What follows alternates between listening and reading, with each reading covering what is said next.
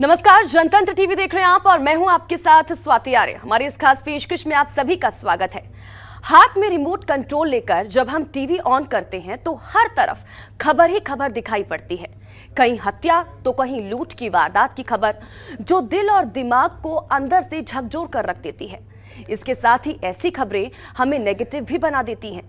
News चैनलों पर दिन भर खबरों की होड़ में नंबर 1 बने रहने के लिए नए नए तरीके अपनाए जाते हैं, जिसे देखकर मानो ऊर्जा और इसी के साथ ही उत्साह दोनों ही खत्म हो जाता है। तो अगर आप ऐसी खबरों से दूर भागना चाहते हैं और कुछ ऐसी खबर देखना चाहते हैं जो आपके दिल और दिमाग को ऊर्जा से भर दे, जो आपको कुछ अच्छा करने के लिए प्रेरित करे, तो जनतंत्र टीवी आपके लिए कुछ ऐसी ही खबरों का पिटारा लेकर आया है, जो दिन भर के कामकाज की थकान को छू मंतर कर देगी, जिसे देखकर और सुनकर चेहरे पर एक प्यारी सी मुस्कान आ जाएगी।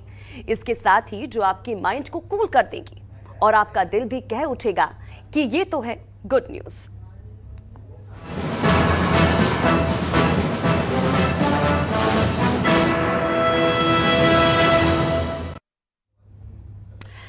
भारत और बांग्लादेश के बीच संबंध सामान्यतः अच्छे ही रहे हैं और इस दिशा में भारत और बांग्लादेश परिवहन के सभी साधनों के माध्यम से कनेक्टिविटी का एक अच्छा उदाहरण है।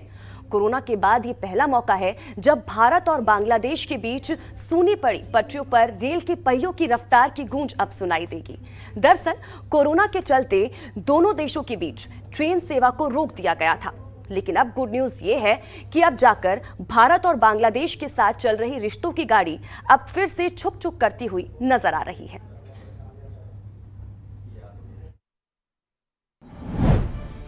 सूनी पड़ी भारत बांग्लादेश के बीच ट्रेन सेवा बहाल, दोनों देशों के रिश्तों में आएगी मिठास,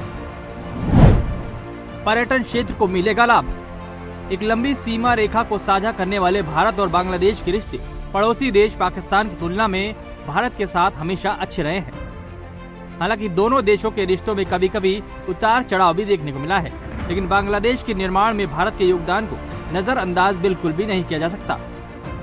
भारत और बांग्लादेश के मध्य द्विपक्षीय सहयोग की शुरुआत साल 1971 में हो गई थी, जब भारत ने बांग्लादेश राष्ट्र का समर्थन करते हुए अपनी शांति सेना भेजी थी। इसी कारण दोनों देशों के मध्य एक भावनात्मक संबंध भी बना हुआ है। वैसे भी किसी देश के लिए ये जरूरी होता है कि उसके पड़ोसी देशों के साथ उसके रिश्ते अच्छे और मजबूत रहें, खासकर एशियाई क्षेत्र में जहां आतंकवाद एक बड़ा खतरा है। लेकिन ऐसे में भारत और बांग्लादेश के बीच संबंध सामान्यतः अच्छे ही रहे हैं और इस दिशा में भारत बांग्लादेश परिवहन के सभी साधनों के माध्यम से कनेक्टिविटी एक अच्छा उदाहरण है। कोरोना के बाद ये पहला मौका है जब भारत बांग्लादेश के बीच सूनी पड़ी पटरियों पर रेल की पहियों की रफ्तार की गूंज अब सुनाई देगी। दरअसल कोरोना के चलते दोनों देशों के बीच ट्रेन सेवा को रोक दिया गया था। हालांकि कोरोना काल में देश भर के भीतर ट्रेन के पहियों पर लगी ब्रेक तो हट गई, लेकिन अब गुड न्यूज ये है कि अब जाकर भारत बांग्लादेश के साथ चल रहे रिश्तों की गाड़ी अब फिर से छुक छुक करती नजर आएगी। दरअसल भारत और बांग्लादेश दोनों के यात्रियों की सुविधा के लिए कोलकाता ढाका, कोलकाता मैत्री एक्सप्रेस और कोलकाता खुलना कोलकाता बंधन एक्सप्रेस की सेवा फिर से शुरू कर दी गई है। कोरोना वायरस के बढ़ते प्रसार को देखते हुए सरकार ने कई बार ट्रेनों की रोकथाम, यात्रियों की संख्या को निर्धारित करना अथवा सोशल डिस्टेंसिंग आदि जैसे कई जरूरी कदम उठाए थे। अभी देश में कोरोना के कम मामले को देखते हुए कई सेवाएं फिर से शुरू कर दी गई हैं, जिसके बाद अब कोलकाता बांग्लादेश के बीच चलने वाली ट्रेन की आवाजाही से रोकथाम हटा दी गई है। ऐसे में यात्रियों को निर्देश दिया गया है कि कोरोना से बचने के लिए मास्क लगाना और सोशल डिस्टेंसिंग का पालन करना न भूलें। भारत और बांग्लादेश के बीच तीसरी ट्रेन 1 जून से शुरू होगी। भारत और बांग्लादेश के बीच तीसरी रेल सेवा मिताली एक्सप्रेस 1 जून से जलपाईगुड़ी से ढाका के लिए शुरू की जा रही है। यात्रा के लिए यात्रियों ने टिकट बुकिंग भी शुरू कर दी है। ये ट्रेन हफ्ते में 2 दिन बुधवार और रविवार को चलेगी। मिताली एक्सप्रेस का संचालन भारतीय रेलवे बोर्ड करेगा। इन ट्रेनों की सेवाओं से भारत और बांग्लादेश के द्विपक्षीय संबंध और सामाजिक आर्थिक गतिविधियों में सुधार होगा। इन सेवाओं से यात्रियों के लिए यात्रा आसान हो जाएगी। पूरे भारत में अन्य पर्यटन स्थलों के साथ साथ उत्तर बंगाल क्षेत्र के पर्यटन क्षेत्र को बहुत लाभ होगा। सबसे पहले भारत और बांग्लादेश के बीच मैत्री एक्सप्रेस चली थी और मैत्री एक्सप्रेस ने इस पार भारत और उस पार बांग्लादेश को जोड़ दिया। पहली बार दोनों देशों के बीच जब अंतर्राष्ट्रीय ट्रेन सेवा शुरू हुई थी, कोलकाता ढाका मैत्री एक्सप्रेस ट्रेन को कोलकाता स्टेशन से तत्कालीन विदेश मंत्री प्रणब मुखर्जी ने हरी झंडी दिखाकर ढाका के लिए रवाना किया था। यह कोलकाता से ढाका के बीच 400 किलोमीटर की दूरी 8 घंटे से अधिक समय में तय करती है। उसके बाद बंधन एक्सप्रेस साल 2017 में शुरू की गई थी, लेकिन कोरोना महामारी के कारण 2020 में इनका परिचालन भी बंद कर दिया गया था। दोनों देशों के बीच व्यापार और आवागमन के लिए लगभग सभी साधन जैसे पानी के जहाज, रेल, बस और हवाई जहाज आदि का प्रयोग किया जाता रहा है। ये अलग बात है कि कोरोना की वजह से दोनों देशों के बीच यात्रा प्रभावित रही है, लेकिन एक लंबे समय के बाद फिर से दोनों देशों के बीच रेल यात्रा शुरू हो गई है, जो कि यात्रा करने वालों के लिहाज से और दोनों देशों के आपसी संबंधों के लिहाज से भी गुड न्यूज है। ब्यूरो रिपोर्ट, जनतंत्र टीवी।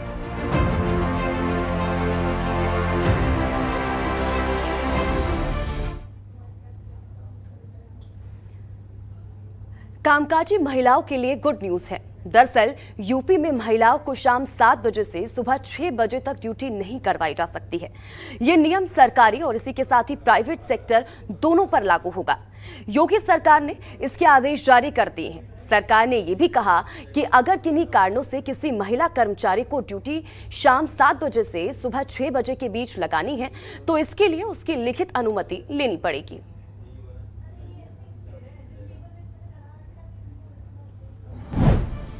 महिलाओं के लिए गुड न्यूज। यूपी में no night shift. Night shift के लिए लिखित सहमति जरूरी। नियम नहीं माना तो होगी सजा। कामकाजी महिलाओं के लिए गुड न्यूज है। दरअसल यूपी में महिलाओं को शाम 7 से सुबह 6 बजे तक ड्यूटी नहीं करवाई जा सकती है। यह नियम सरकारी और प्राइवेट सेक्टर दोनों के लिए बनाया गया है। योगी सरकार ने इसको लेकर एक गाइडलाइन जारी किया है। सरकार ने यह भी कहा है कि अगर किन्हीं कारणों से किसी महिला कर्मचारी की ड्यूटी शाम 7 बजे से लेकर सुबह 6 बजे के बीच में लगाई जाती है तो इसके लिए उसकी लिखित अनुमति लेनी पड़ेगी। बिना महिला की परमिशन के रात के वक्त में उसकी ड्यूटी लगाई गई तो सीधे कार्रवाई की जाएगी। अगर कोई महिला शाम 7 बजे के बाद काम करने से मना करती है तो कंपनी या संस्था उसको नौकरी से नहीं निकाल सकती। साथ ही लिखित सहमति के बाद महिला शाम 7 से सुबह 6 बजे के बीच काम कर सकती है। उस दौरान कंपनी या संस्था को घर से ऑफिस और ऑफिस से घर तक के लिए फ्री कैब फैसिलिटी देनी होगी। अगर कोई कंपनी ऐसा नहीं करती है तो इसे श्रम कानून का उल्लंघन माना जाएगा और इसमें जुर्माना से लेकर जेल तक की सजा हो सकती है। इस आदेश को सभी जिलों में सख्ती से लागू करने के आदेश भी दिए गए हैं। अगर बात करें महिलाओं के रात में काम करने को लेकर तो सबसे ज्यादा महिलाएं कॉल सेंटर, रेस्तरां में शाम 7 बजे के बाद काम करती हैं। कॉल सेंटर और होटल इंडस्ट्री में जहां पूरी रात काम होता है, क्योंकि रेस्तरां रात के 11 बजे तक खुले रहते हैं। ऐसे में अगर कोई महिला शाम 7 बजे के बाद ड्यूटी नहीं करना चाहती है तो प्रबंधन उसको रोक नहीं सकता। सरकार के इस आदेश का सबसे ज्यादा फायदा प्राइवेट सेक्टर्स में काम करने वाली महिलाओं को होगा। अनुमान है कि यूपी में करीब 5 लाख से ज्यादा महिलाएं शाम 7 बजे के बाद भी काम करती हैं। इनमें ज्यादातर महिलाओं का काम रात 11 बजे तक या उससे पहले खत्म हो जाता है, लेकिन नाइट क्लब, बार, होटल और कॉल सेंटर पर लड़कियां पूरी रात काम करती हैं। सबसे अच्छी बात यह है कि उनको घर तक छोड़ने की जिम्मेदारी संस्था को दी गई है। इससे सुरक्षा का खतरा नहीं होगा। आइए जानते हैं कि यूपी सरकार का गाइडलाइन क्या है। नाइट शिफ्ट की शर्तें। महिलाओं से लिखित सहमति के बाद नाइट शिफ्ट दी जाएगी। नाइट शिफ्ट से इनकार के नाम पर किसी महिला कर्मी को नौकरी से हटाया नहीं जा सकता। नाइट शिफ्ट में काम करने वाली महिलाओं को मुफ्त ट्रांसपोर्टेशन उपलब्ध कराना होगा। काम के घंटों और ऑफिस जाने, घर आने के दौरान पर्याप्त सुपरविजन करना होगा। नाइट शिफ्ट में काम करने वाली महिलाओं को फैक्ट्री में भोजन की व्यवस्था करनी होगी। कार्यस्थल पर महिलाओं के लिए शौचालय की पर्याप्त व्यवस्था करनी होगी। फैक्ट्री या कार्यस्थल पर चेंजिंग रूम का निर्माण भी कराना होगा। कार्यस्थल पर यौन उत्पीड़न रोकने के लिए उचित कदम उठाने होंगे।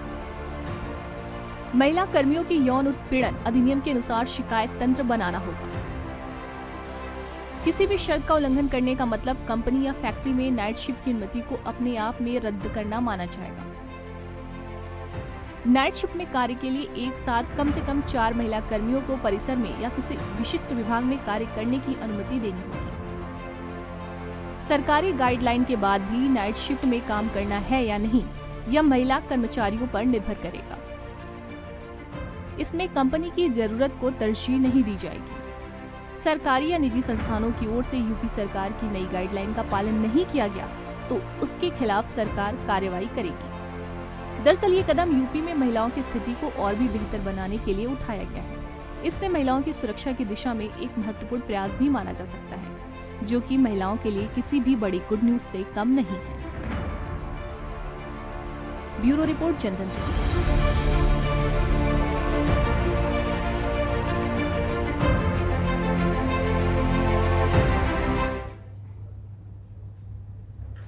और वहीं अब भारत के खिलाफ पाक और चीन की खैर नहीं, क्योंकि भारत ने देश की तरफ पूरी नजर उठाने वाले देशों के खिलाफ अपनी सशक्त रणनीति को मूर्त रूप देना शुरू कर दिया है, जिससे कि एक तरफ जहां चीन की चालाकी पस्त होगी तो वहीं दूसरी तरफ पाक के नापाक मंसूबों पर पानी फिर जाएगा।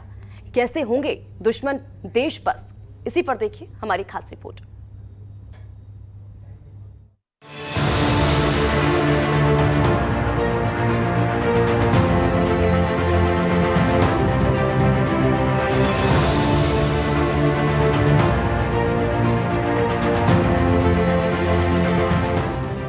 अब भारत के खिलाफ पाकिस्तान और चीन की खैर नहीं, क्योंकि भारत ने देश की तरफ बुरी नजर उठाने वाले देशों के खिलाफ अपनी सशक्त सामुद्रिक रणनीति को पूर्ण रूप देना शुरू कर दिया है, जिससे पाकिस्तान का नापाक मंसूबे समेत चीन की चालाकी का समीकरण बिगड़ जाएगा। क्योंकि जिस तरह चीन भारत के पड़ोसी देशों के साथ मिलकर भारत के खिलाफ घेराबंदी कर रहा है, उसकी इस गलत रणनीति का मुंहतोड़ जवाब देगा भारत का कारवार नेवल बेस। क्योंकि जिस तरह से चीन व्यापार के बहाने भारत के आसपास मौजूद हिंद महासागर, अरब सागर और बंगाल की खाड़ी में लगातार अपनी मौजूदगी बढ़ाने में लगा है, ऐसे में आइए जानते हैं कि आखिर क्या है भारत का Karwar naval base.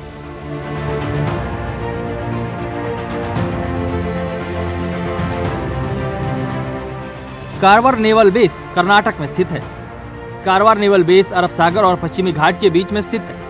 Karwar naval base का निर्माण प्रोजेक्ट सी बर्ड के नाम से किया जा रहा है।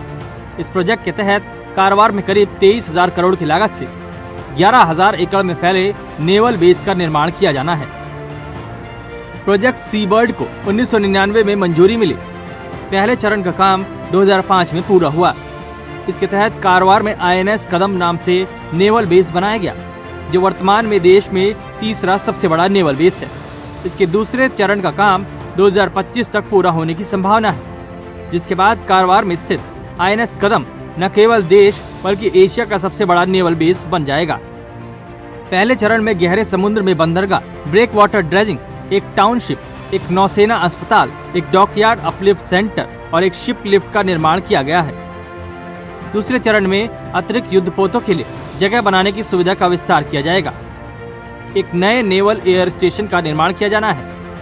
कारवार नेवल बेस को युद्धपोतों के बेड़ों को सपोर्ट और उनके रखरखाव की सुविधा देने के लिए बनाया जा रहा है। कारवार नेवल बेस चारों ओर से उबड़-खाबड़ पहाड़ियों और अरब सागर के बीच में स्थित है। इससे चीन पाकिस्तान के लिए इसे निशाना बना पाना मुश्किल होगा। दरअसल 1971 के भारत पाकिस्तान युद्ध के दौरान इंडियन नेवी के पश्चिमी बेड़े की सुरक्षा के लिए खतरा पैदा हो गया था। इस समस्या से निपटने के लिए ही कारवार में भी नेवल बेस बनाने का फैसला हुआ। कारवार नेवल बेस की भौगोलिक स्थिति उसे सैन्य से लेकर व्यापार तक हर मामले में खास बनाती है।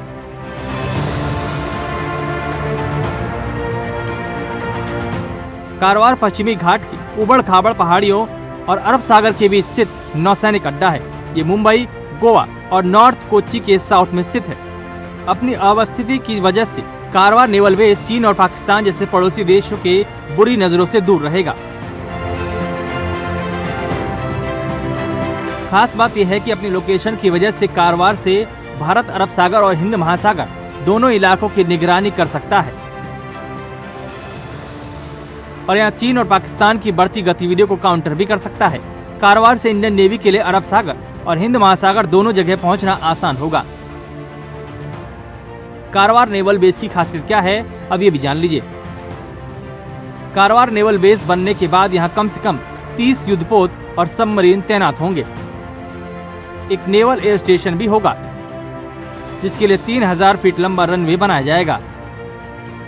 इस नेवल एयर स्टेशन से फाइटर प्लेन भी उड़ान भर सकेंगे। यहाँ भारतीय एयरक्राफ्ट कैरियर भी तैनात होंगे। इस नेवल बेस में देश की पहली सी लिफ्ट फैसिलिटी भी मौजूद है। ये जहाजों और सबमरीन के ट्रांसफर सिस्टम और डॉकिंग और अनडॉकिंग के लिए एक विशेष शिप लिफ्ट फैसिलिटी है। पिछले एक दशक के दौरान चीन ने भारत के आसपास मौजूद समुद्री इलाकों पर अपना दबदबा बढ़ाने की कोशिश की है। इसमें उसका सबसे ज्यादा जोर हिंद महासागर में अपनी ताकत बढ़ाने पर रहा है। साथ ही वह अरब सागर और बंगाल की खाड़ी में भी अपनी ताकत बढ़ाने में लगा है। दरअसल हिंद महासागर भारत चीन समेत प्रमुख ताकतों के लिए रणनीतिक तौर पर अहम है।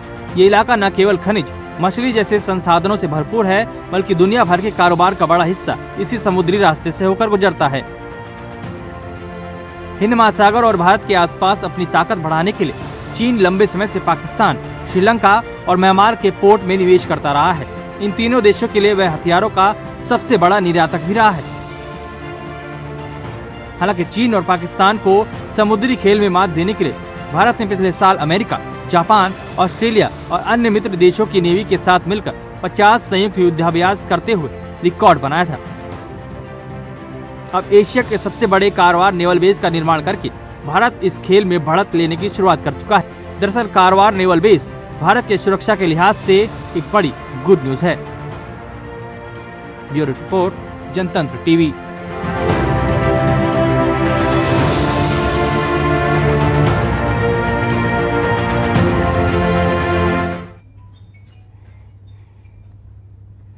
और वहीं हिंद की प्रसिद्ध उपन्यासकार गीतांजलि श्री के उपन्यास रेत समाधि की अंग्रेजी अनुवाद टॉम ऑफ सैंड को साहित्य का प्रतिष्ठित बुकर पुरस्कार दिया गया है।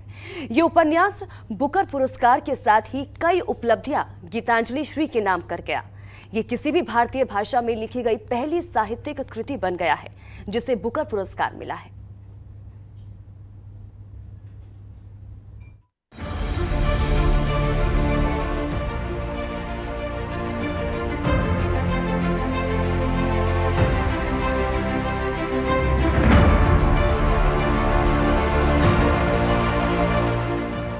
हिंदी की प्रसिद्ध उपन्यासकार गीतांजलि अंग्रेजी अनुवाद टॉम ऑफ सैंड को साहित्य का प्रतिष्ठित बुकर पुरस्कार दिया गया है। ये उपन्यास बुकर पुरस्कार के साथ ही कई उपलब्धियां गीतांजलि श्री के नाम कर गया। ये किसी भी भारतीय भाषा में लिखी गई पहली साहित्यिक कृति बन गई है जिसे बुकर पुरस्कार मिला है। बुकर पुरस्कार ग्रहण करने के बाद गीतांजलि श्री ने कहा कि ये पुरस्कार मिलने पर उन्हें खुशी है। इसके साथ ही साथ हिंदी साहित्य के प्रति उनकी जिम्मेदारी और भी बढ़ गई है। साथ ही गीतांजलि श्री ने कहा कि हिंदी के पास समृद्ध साहित्य है जिसे खोजने की जरूरत है। लंदन में आयोजित एक भव्य कार्यक्रम में गीतांजलि श्री को बुकर पुरस्कार से सम्मानित किया गया। गीतांजलि श्री ने ये सम्मान डेजी रॉकवेल के साथ साझा किया। डेजी रॉकवेल ने ही गीतांजलि श्री के उपन्यास रेत समाधि का अंग्रेजी में टॉम ऑफ सैंड नाम से अनुवाद किया था। बुकर पुरस्कार ग्रहण करने के बाद गीतांजलि श्री ने कहा कि कभी भी ये पुरस्कार जीतने का सपना नहीं देखा था, कभी नहीं सोचा था कि ये भी कर सकती हूँ। ये कितना बड़ा सम्मान है। इस उपलब्धि से न केवल हिंदी व हिंदी साहित्य के लिए नए अवसरों के द्वार खुलेंगे, साथ ही वैश्विक साहित्य भी और समृद्ध होगा। इस प्रकार के मेलजोल से जीवन के आयाम बढ़ेंगे। ये उपन्यास उत्तर भारत की पृष्ठभूमि पर आधारित है और 80 वर्षीय बुजुर्ग महिला की कहानी बयां करती है। यह महिला पाकिस्तान जाती है और विभाजन के वक्त अपनी पीड़ाओं का हल तलाशने की कोशिश करती है। वह इस बात का मूल्यांकन करती है कि एक माँ, बेटी, महिला और नारीवादी होने के क्या मायने हैं। गीतांजलि श्री ने बेहद मार्मिक और संवेदनशील भाषा में इस महिला की मनः स्थिति को तराशा है और डेजी ने इसके अंग्रेजी अनुवाद में भी इसकी मूल आत्मा को बरकरार रखते हुए इसे सुंदर शब्दों में ढाला है। बुकर से पहले भी गीतांजलि श्री को कई पुरस्कारों से नवाजा जा चुका है। हिंदी अकादमी ने उन्हें 2000-2001 का साहित्यकार सम्मान दिया। गीतांजलि श्री को वर्ष 1994 में उनकी कहानी संग्रह अनुगुंज के लिए यूके कथा सम्मान से सम्मानित किया गया था। इसके अलावा उन्हें इंदु शर्मा कथा सम्मान, विज देव सम्मान भी मिला है। वहीं Geetanjali Shree Japan foundation, Charles Wallace trust, Bharat सरकार के संस्कृति मंत्रालय से भी सम्मान प्राप्त कर चुकी हैं। गीतांजलि श्री को मिले इस सम्मान पर बिहार के सीएम नीतीश कुमार ने भी बधाई दी। बिहार के सीएम नीतीश कुमार ने कहा कि गीतांजलि श्री को उनके उपन्यास रेत समाधि के अंग्रेजी अनुवाद टॉम ऑफ सैंड के लिए सम्मान दिया गया है। अंतर्राष्ट्रीय बुकर पुरस्कार जीतने वाली किसी भी भारतीय भाषा की यह पहली पुस्तक है। यह देश के लिए बेहद गौरव की बात है। भारत की बेटी को यह सम्मान मिलना देश की आधी आबादी को प्रेरणा प्रदान करेगा। इस उपलब्धि पर संपूर्ण देशवासियों को गर्व है। साथ ही प्रसिद्ध हिंदी कवि कुमार विश्वास ने बधाई देते हुए कहा कि हिंदी के वैश्विक जयघोष का इससे सुंदर चित्र क्या हो सकता है। पहला बुकर और वो भी संवेदना गंगोत्री एक महिला को। यह हिंदी की हर तुतलाहट का स्तवन है। हिंदी की अनंत अक्षरी सेना के सबसे छोटे पदाति के रूप में मेरे लिए उत्सव का पल है। बधाई गीतांजलि जी व राजकमल प्रकाशन को। जय हिंद, जय हिंदी। उत्तर प्रदेश के मैनपुरी में जन्मी गीतांजलि श्री दिल्ली में रहती हैं और गीतांजलि श्री 3 दशक से लेखन में सक्रिय हैं। गीतांजलि श्री हिंदी की पहली लेखिका हैं जिन्हें साहित्य का ऑस्कर माना जाने वाला बुकर पुरस्कार मिला है। कुल मिलाकर ये गीतांजलि श्री को मिले इस पुरस्कार से साहित्य जगत के साथ साथ पूरा देश गदगद है। ब्यूरो रिपोर्ट, जनतंत्र टीवी।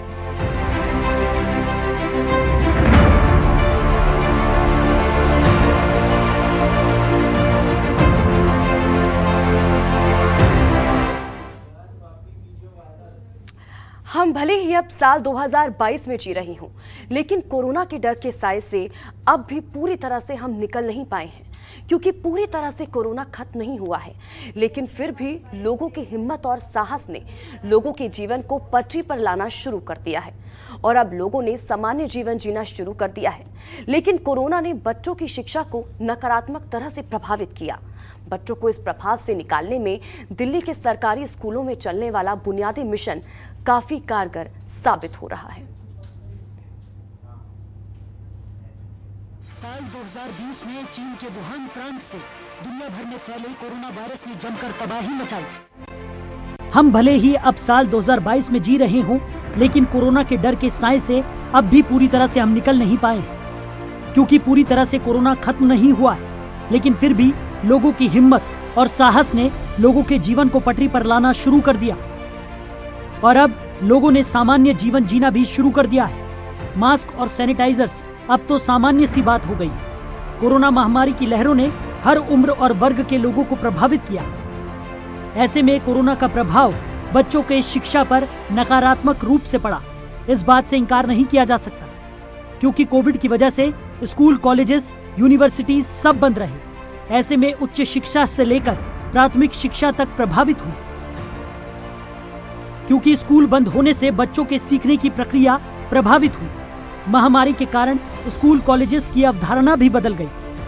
कोरोना के दौरान क्लासेस और परीक्षा वर्चुअली ली गई, जबकि बौद्धिक, सामाजिक और भावनात्मक विकास के लिए स्कूल, कॉलेजेस में विद्यार्थी की भौतिक उपस्थिति महत्वपूर्ण है। पर महामारी के कारण विद्यार्थी ऑनलाइन एडमिशन, क्लास और परीक्षा देने को बाध्य हुए, जिसके चलते विद्यार्थी और शिक्षक भौतिक रूप से दूर तो हुए ही, मोबाइल और लैपटॉप की स्क्रीन पर लगातार बैठने से परेशानियां भी होने लगी। ऐसे में शिक्षा प्रेरणादायी की जगह उबाऊ होने लगी। कोरोना महामारी के कारण स्कूलों के बंद होने से छात्रों की बुनियादी शिक्षा पर भी गहरा असर पड़ा है।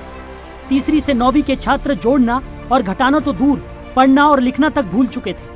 लेकिन दिल्ली के सरकारी स्कूलों के शिक्षकों ने इन छात्रों की बेपटरी हो चुकी बुनियादी शिक्षा को मिशन बुनियाद के तहत फिर से पटरी पर ला दिया है। शिक्षकों की माने तो जो छात्र पहले स्कूल खुलने के बाद हर अक्षर पढ़ने में अटक रहे थे, अब वही धारा प्रवाह हिंदी की कहानियां पढ़ रहे हैं। हम चाहते हैं बच्चे का एक माइंडसेट जो है वो ऐसा हो कि वो हर परिस्थिति में खुश रहे।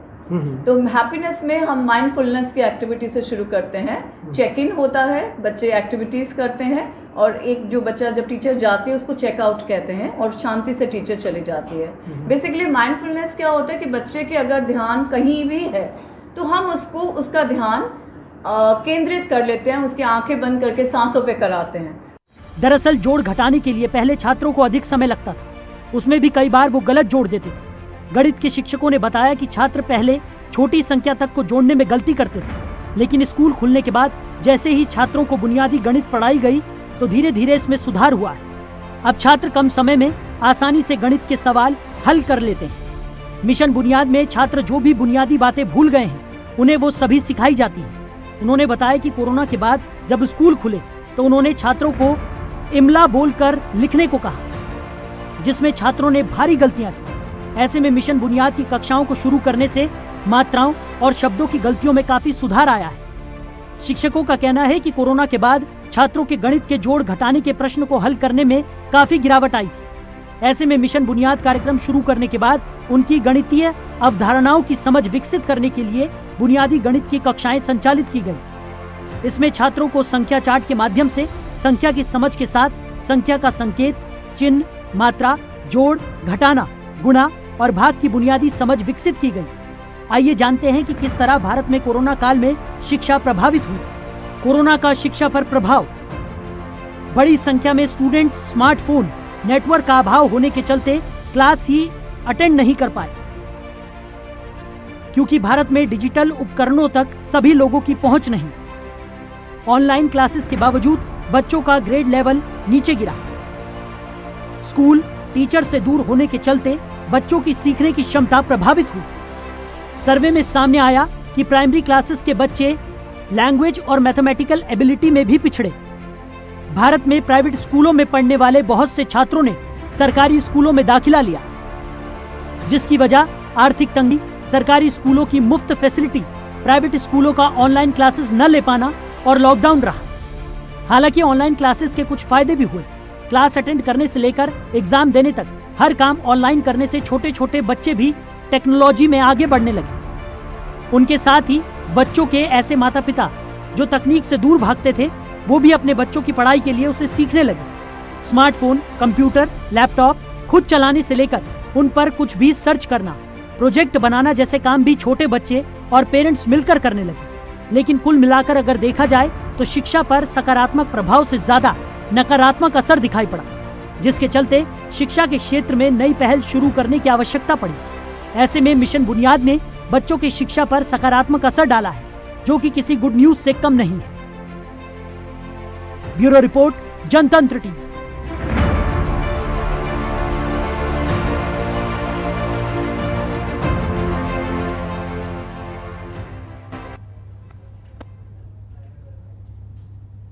और इसी के साथ ही हमारे इस खास बुलेटिन में फिलहाल इतना ही। आप बन रहे हमारे साथ। नमस्कार।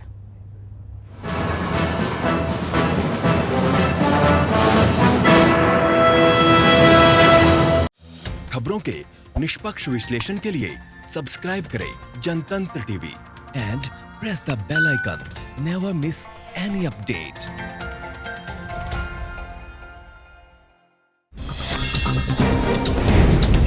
डाउनलोड कीजिए जनतंत्र टीवी ऐप को, जो कि अवेलेबल है गूगल प्ले और ऐप स्टोर पर। अधिक जानकारी के लिए अभी डाउनलोड करें।